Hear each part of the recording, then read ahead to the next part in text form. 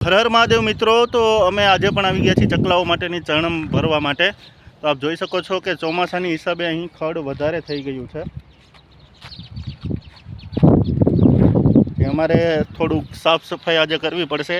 ત્યારબાદ ચોમાસું ચાલી રહ્યું છે, તે માટે હું થોડાક ઝાડના રોપડા પણ લઈ આવ્યો છું, જે અમે અહીંયા વાવવાના છીએ। અને થોડાક ઝાડ અમે વાવ્યા છે, તે મોટા થઈ ગયા, તે પણ આપને આ વિડીયોમાં બતાવીશ।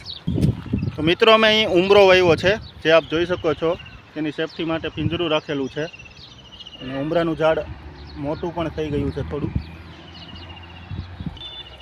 ત્યારબાદ મિત્રો બીજો પણ અહીં ઉમરો વાવ્યો છે, તે પણ આપ જોઈ શકો છો।